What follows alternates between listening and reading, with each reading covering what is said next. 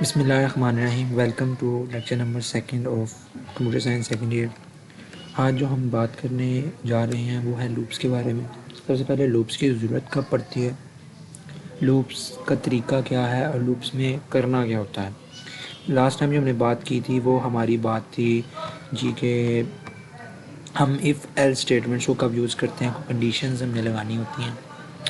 तो अगर उसमें किसी किस्म की कोई क्वेश्चन है, किसी किस्म की प्रॉब्लम है तो आप बता सकते हैं। और जो हमने बात करनी है वो लूप्स हैं। सबसे पहले वो बताता है कि कभी कभार हमें ज़िंदगी में ऐसे काम भी करने पड़ते हैं जिसमें हमें रिपीटिशंस ऑफ वर्क करनी पड़ती है। लेट से मैं कहता हूँ आप 1 से लेके 100 तक आप काउंटिंग करें, तो 1 से लेके 100 तक काउंटिंग करने के लिए आप 100 मरतबा प्रिंट एफ स्टेटमेंट को यूज़ नहीं कर सकते, वो बहुत मुश्किल है। क्लियर।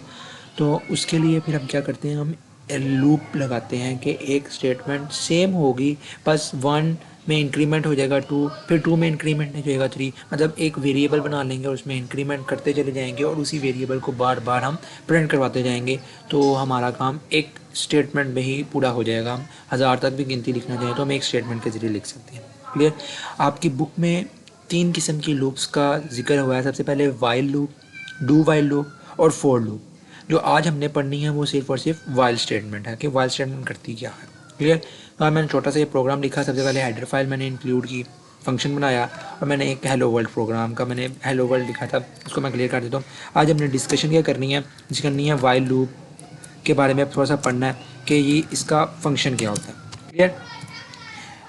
मेरा जो प्रोग्राम है ना, मैं यहाँ पे प्रोग्राम भी कर देता हूँ। माई प्रोग्राम प्रिंट 1 to 100 काउंटिंग। ठीक है। मेरा प्रोग्राम क्या करता है, 1 से लेके 100 तक की गिनती लिखता है और बाय लूप। अगर हम इसको लूप्स के बगैर लिखना चाहें तो वो तो बहुत डिफ़िकल्ट होगा, हमें 100 मरतबा प्रिंट एफ स्टेटमेंट यूज़ करनी पड़ेगी।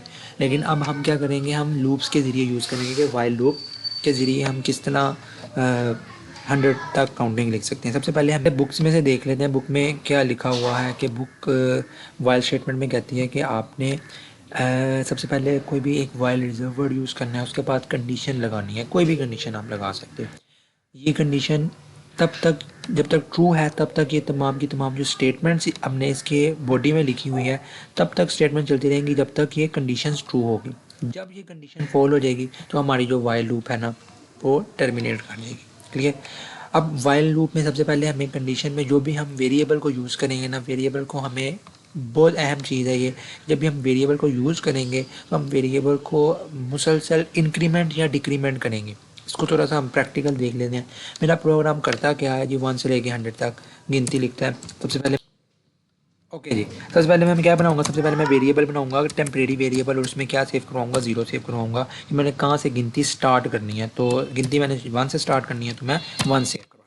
क्लियर। उसके बाद मैंने वाइल रिजर्व वर्ड यूज़ किया और उसको मैंने क्या लिखा कि जब तक temporary variable is smaller than और इक्वल टू 100 है तब तक ये चलती रहना चाहिए। मतलब 100 भी प्रिंट होगा। अगर मैंने ये इक्वल टू ना डाला तो उसका मतलब है 99 प्रिंट हो जाएगा। 100 पे आके ये वाइल लूप टर्मिनेट कर दे। तो मैं कहता हूँ 100 भी प्रिंट हो, तो मैंने इक्वल टू का साइन भी लगा दिया है। क्लियर।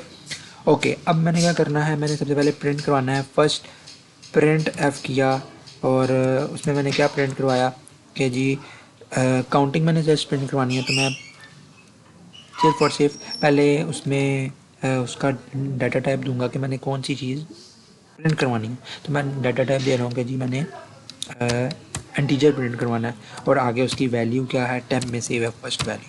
क्लियर। ये मेरी एक फ़र्स्ट वैल्यू प्रिंट हो जाएगी। उसके बाद मैं कहता हूँ जी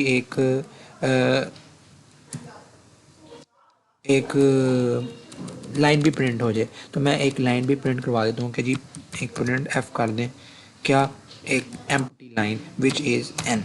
क्लियर। मैं इसको और सबसे मेन बात मैं आपको प्रोग्राम में बताना चाहूँगा कि जी जब भी आप एक टेम्परेरी वेरिएबल बनाएं और उसको वाइल की बॉडी में लिखें, कंडीशन में लिखें, तो याद रहे कि उसकी बॉडी में उसको इंक्रीमेंट या डिक्रीमेंट करना ना भूलें।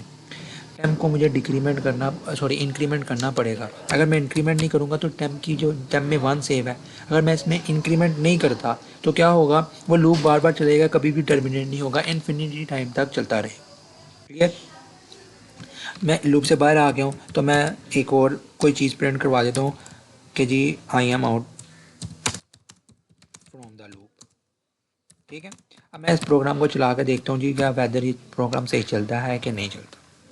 ठीक है, अब इसकी एग्जीक्यूशन देखें, ये जो 1 से लेके 100 तक हमारी पूरी की पूरी काउंटिंग प्रिंट आउट हो गई और एट द एंड क्या हो गया, आई am out from the loop हमारा प्रिंट हो गया। क्लियर। जो सबसे मेन बात है ना कि हम जब भी हम वाइल लूप लगाएं तो हमने इंक्रीमेंट करना है या डिक्रीमेंट करना है। अगर हम ये नहीं करते, अगर हम ये वाली स्टेटमेंट लिखना भूल जाते हैं तो क्या होगा, हमारा जो प्रोग्राम है वो इन्फिनिटी टाइम तक चलता रहेगा, वो रुकेगा ही नहीं, कभी कभी भी लूप की बॉडी से बाहर नहीं आए। क्लियर। तो ये था हमारी लूप का स्ट्रक्चर, वाइल लूप। इंशाल्लाह नेक्स्ट लेक्चर में हम डू वाइल लूप और वेल वाइल लूप भी इंशाल्लाह स्टडी करेंगे। आज के लिए बस इतना ही।